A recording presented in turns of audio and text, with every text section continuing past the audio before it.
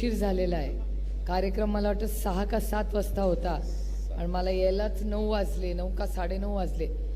याचं कारण असं की सकाळपासून बारामती, त्यानंतर पुरंदर, त्यानंतर मी थोपटे साहेबांना भेटायला गेले आणि सकाळपासूनच सगळे कार्यक्रम सुरुवात वेळेवर झाली आणि मग काही हिशोबच नव्हता. काल तर दौंड आणि इंदापूरचे कार्यक्रम रात्री 1 वाजता संपले. म्हणजे कार्यकर्त्यांचा उत्साह, मला असं वाटतं मी पहिल्यांदाच लोकसभा लढले, कारण का मागच्या 3 वेळा मी कधीच कार्यकर्त्यांचा एवढा उत्साह, किंवा मला नाही वाटत आपण काय सत्कार पण घेतले होते कधी 3 वेळा. पण हे इलेक्शन आपल्या सगळ्यांसाठीच वेगळं होतं. आत्ता मी सचिन दोडके मला सांगत होते की आपण कार्यकर्त्यांना चार्ज केलं पाहिजे. आपणच जर बॉडी लँग्वेजमध्ये वाईट दिसलो तर कार्यकर्ते कसे लढतील. मला सचिन तुम्हाला सांगायचं की हे सगळे जे कार्यकर्ते आहेत ना, यांना आपण कसे वागलो तरी ह्यांना आयुष्यात काय करायचं आहे हा निश्चय त्यांनी केलेला आहे. त्यामुळे आपण, कारण ह्या संपूर्ण भागामध्ये याचा उल्लेख रोहितने त्याच्या भाषणातही केला की असेही असंख्य लोक आहेत ज्यांनी अर्धा प्रचार माझा केला आणि नंतर अर्धा विरोधकांचा केला. असे खूप, म्हणजे मी आता जेव्हा वळून पाहते तेव्हा मला आधी खूप वाईट वाटायचं आणि आता काय नाही वाटत. आणि त्याच्यामुळे 11 महिन्यामध्ये इतकी काय काय गंमत जम्मत झालेली आहे. म्हणजे कोणी मिर्झापूर TV सिरियल पाहिले काय? जेव्हा करू ना तर बारामती ही मिर्झापूरपेक्षा जास्ती डेंजरस होणार आहे. कारण असे अनुभव कधीच मी तरी आयुष्यात विचारही केला नव्हता. अशा अनेक घटना या मतदारसंघात झाल्या. काही लोक तर सगळीकडे धमक्या देतच फिरत होते. माझं एकावर तर फारच लक्ष आहे. मी वाटच बघते की तो परत कधी धमकी देतोय. तो कुठे राहतो याचा पत्ता बित्ता मला काय माहिती नाही. अर्ध्या वेळेस माझं त्याचं नाव पण लक्षात राहत नाही, पण माणूस लक्षात आहे. कारण सगळ्यात जास्त त्रास या संपूर्ण भागात धमक्यांचा कोणी दिला असेल तर त्या एका व्यक्तीने दिलाय. आणि माझा सगळ्यांना विनम्रपणे सांगायचं की मी तेव्हा कॅन्डिडेट होते, आता मी उमेदवार नाही आहे. त्यामुळे आज बारामती लोकसभा मतदारसंघात असले जर लोक फिरत बसले ना तर त्यांचा करेक्ट कार्यक्रम कसा करायचा आहे मला माहिती आहे. त्याच्यामुळे बारामती लोकसभा मतदारसंघात आपल्या महाविकास आघाडीच्या कुठल्याही कार्यकर्त्याने आज नंतर धमकी मी खपवून घेणार नाही. त्यामुळे मला वाटत नाही, मी मगाशी पुरंदरमध्ये बोलले, त्याला थोडं जरी समजत असेल तर त्याला कळलं असेल मी कोणाबद्दल बोलते. 2-3 फिरत होती, त्यातला सगळ्यात जास्ती उत्साही तोच व्यक्ती होता. आणि जो कार्यकर्ता भेटतो तो मला सांगतो त्याचं काहीतरी करा. मी म्हटलं आता कुणाचं काही करायची गरज नाही. जे उत्तर आपण द्यायची गरज होती ती मतदारांनीच त्यांना दिली आहे. त्याच्यामुळे आता फार काय भानगडी नाही, पण फक्त धमक्या नाही सहन होणार. बाकी तुम्हाला जे विरोधात बोलायचं आहे मन मोकळेपणे विरोधात बोला, कारण का शेवटी लोकशाही आहे. आणि थोडा मजा बी होण्याची आहे, कारण का आपण इथून हल्लाच करत नाही, तेच हल्ला करतात. पण चालू दे ना, तेवढं TV वेळ जातो, TV लोकांना ऐकायला मिळतं. आणि ते बोलले की ते आपल्याला विचारणार तुमचं काय मत आहे, आपण म्हणणार रामकृष्ण हरी, ते तेवढं जाणं. त्याच्यामुळे आपण आपला सुसंस्कृतपणा कधीही सोडला नाही आणि आपण कधी सोडायचाही नाही. पण जर आपल्या सहकार्यां कार्यकर्त्यांना त्या वारंवार परत धमक्या आल्या तर इस टाइम करारा जवाब मिलेगा. कारण का ही आपली संस्कृती नाही. हे सगळं गलिच्छ राजकारण जे पुणे जिल्ह्यात आलंय ना, हे कुठेतरी थांबलं पाहिजे. आणि त्याच्यासाठी आपल्याला हे लढावं लागेल. आता विधानसभा येईल, विधानसभा फार काय लांब नाही. माझं तर म्हणणं आहे आजपासूनच विधानसभेच्या कामाला लागा. आता एक दिवस महत्त्वाचा आहे. 100 का 120 दिवस राहिले. जे इच्छुक आहेत त्यांनी कामाला लागा, कारण सर्वे होतील संपूर्ण पुण्यात. आणि आपल्याला मैदान तो पुरा खाली आहे, जो पाहिजे त्याला तिकीट मिळेल, कारण का सगळी इच्छुक तिकडेच आहेत. त्याच्यामुळे आपल्याकडे तो काही प्रॉब्लेम नाही. आणि मी मगाशी रोहितचं भाषण ऐकत होतं. रोहितनी फार जोरात सांगितलं की बँक पण आपण लढवणार.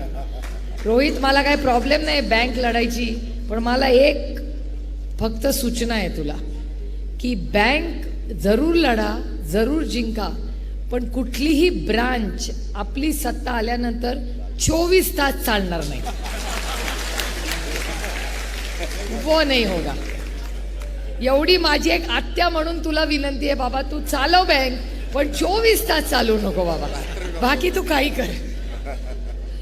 कारण मला उत्तर प्रदेशमधून एका खासदाराचा फोन आला. ते म्हणले ताई मेरे को बैंक में अकाउंट खोलना है. म्हणलं क्यों? से नहीं तुम्हारे निर्वाचन क्षेत्र में 24 घंटा बैंक चलता है, मेरे को वही खोलना है. म्हणलं भैया ऐसा नहीं होता. आणि मी तुम्हाला शब्द देते की बँक जी उघडी राहिली ना, त्याच्यात आज तो गरीब तिथला जो काम करत होता ना, त्याला जेलमध्ये टाकलंय. तो गरीब आहे, कष्ट करणारे, मेरिटवर त्याला ती नोकरी मिळाली, त्याची एक बायको आणि त्याची लहान मुलं आहेत. तो निर्णय त्याचा नव्हता, तो निर्णय कोणीतरी त्याच्या मागे आहे, ज्यांनी त्याला ती बँक उघडी ठेवायला लागली. मी स्वतः उद्या दुर्गाडे सरांना फोन करून सांगणार आहे की दुर्गाडे सर, मी 15 दिवस देते तुम्हाला, तुम्ही ज्यांनी त्याला आदेश दिला त्या माणसाला पकडा आणि ह्या माणसासाठी केस लढा. आणि तुम्ही लढला नाही तर त्याच्यासाठी आम्ही सगळे केस लढू. आणि ह्यांनी ज्यांनी हे चुकीचं काम करायला लावलं, कारण का अर्थातच तो बिचारा तिथे कामगार आहे, तो का आता उद्या सचिन दोडकेनी जायला हे सगळे केटरर रात्रभर बसणार, काय करतील बिचारा, पापी पेट का सवाल आहे. ते बसतील रात्री आणि पोलीस आले तर म्हणतील कोणी, ते बिचारे जातील जेलमध्ये, सचिन दोडके बसतील इथे आराम से. ऐसा नहीं चलेगा. ज्या माणसाने चुकीचं काम PDCC बँकेत केलेलं आहे त्यालाच शिक्षा व्हायला पाहिजे. कुठल्या तरी गरीब तिथल्या काम करणाऱ्याला शिक्षा होता कामा नाही. आपण त्याच्यात भागीदार नाही आहोत, पण हे चुकीचं काम बघत बसलो ना तरी आपण भागीदार होतो त्यातलं. आणि मी बारामती लोकसभा मतदारसंघात असल्या कुठल्याही गरीब कष्ट करणाऱ्यावर अन्याय होऊ देणार नाही. त्यामुळे अशी अनेक घटना आहेत. त्या दिवशी रोहितनी तर धडाकाच लावला होता. नंतर मला वाटलं काय बायकोनी नाश्ता घेऊन पाठवलं होतं त्या दिवशी, मतदानाच्या दिवशी देवालाच ठाऊक. दर अर्ध्या तासाला व्हिडिओ, हा पैसे वाटतोय, तो पैसे वाटतोय. त्याच्या आधी त्या भोरवाल्यांनी गाडीच पकडली पैशाची, तिथे दिसत आहेत हजारो रुपये आणि पोलीस म्हणतात किती 1100 रुपये. म्हटलं अहो डोळ्यांनी दिसत आहेत हजारो रुपयाच्या नोटा पडल्या आहेत, तुम्ही काय 1100 म्हणताय. आता ती मारामारी चालली आहे, संग्राम दादा आणि आपले सगळे लोक लढत आहेत. आता त्यांच्यावर केस करायच्या ऐवजी आपल्याच लोकांवर केस करतात. आणि आज ते एक नवीन बातमी आली, आता खरी खोटी मला माहिती नाही, हे रेकॉर्ड करणाऱ्याने, मी म्हणत नाही आहे, असं कानावर आलंय, खरं खोटं मला माहिती नाही. आज बऱ्याच लोकांना फोन गेलेत आणि हिशोब मागायला सुरुवात झाली. नाही नाही, कोण आहो तुम्ही कशासाठी टाळ्या वाजवताय. मी कुठली बँक हिशोब मागते का विचारलं नाही. मी फक्त एवढंच म्हणाले की असं कानावर आलंय उडत उडत की अनेक लोकांना आज फोन गेले आणि त्यांना हिशोब मागितला जातोय की मी तुला एवढं दिलं, गेलं कुठे. मी पैशाचं बोलत नाहीये. हिशोब कशा कशाचा असतो. आपण किराणा मालाचा हिशोब असतो, भाजीवाल्याचा हिशोब असतो. तुम्ही चुकीचे अर्थ काढू नका. प्रत्येक जण आपले, मी काही आरोप करत नाहीये, मी जे कानावर आलं तेवढंच तुम्हाला सांगते. अशी गंमत जम्मत कानावर आली आहे. पुढच्या अजून 8 दिवसात अजून काय काय येईल. जेव्हा पुन्हा भेटू तुम्हीच मला सांगाल अजून काय काय, कारण काही अशी उडत उडतच बातमी इथून आली आहे माझ्याकडे. पण हे दुर्दैव आहे की आपल्या मतदारसंघात हे कधीच झालं नाही. पैशाचं वाटप ना दमदाटी. एखाद्याने जर विरोधात काम केलं तर ठीक आहे, आता तो त्याचा अधिकार आहे. पण फार दूषित वातावरण हे झालेलं आहे. हे आपल्याला विधानसभेला ठीक करायचं आहे, कारण का महाराष्ट्राच्या संस्कृतीमध्ये किंवा जिल्ह्याच्या संस्कृतीमध्ये हे शोभणारं नाही आहे. आणि एक लक्षात ठेवा, हे जर लोकसभेला झालं, उद्या विधानसभेला होईल, उद्या ग्रामपंचायतीला होईल आणि हे सगळ्यांनाच त्रासदायक आहे. त्याच्यामुळे हे आत्ताच थांबवा आणि आत्ताच आवरा, कारण का आत्ता आपण आवरलं नाही तर अडचणी होतील. आणि जर हिशोब मागायला लागत असेल तर रोहित म्हणला ही गोष्ट खरी आहे की नेते खोक्यावाले असू शकतील, पण या देशातली जनता बिकाऊ नाही, हे या सरकारमध्ये झालं. सर्वसामान्य माणूस हा निष्ठावान आहे, तो काय असल्या भानगडी करत नाही.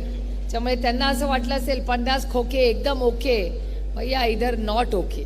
त्यामुळे अतिशय चांगलं काम तुम्ही सगळ्यांनी या इलेक्शनमध्ये केलेलं आहे. सगळ्यांना जेवण करून लांब जायचं आहे, त्याच्यामुळे आपला फार वेळ घेणार नाही. पण पुन्हा एकदा संघर्ष काळात ज्या पद्धतीने तुम्ही लढला त्याला तुम्हाला मनापासून मानाचा मुजरा करते. आणि आपल्या सगळ्यांनी जी संघटनेमध्ये अतिशय उत्तम काम केलं त्याबद्दल तुमचे मनपूर्वक आभार मानून आपली रजा घेते. जय हिंद, जय महाराष्ट्र, जय आघाडी. पहिला महिला भेटतील सांगा, पहिला महिला या ठिकाणी सर्व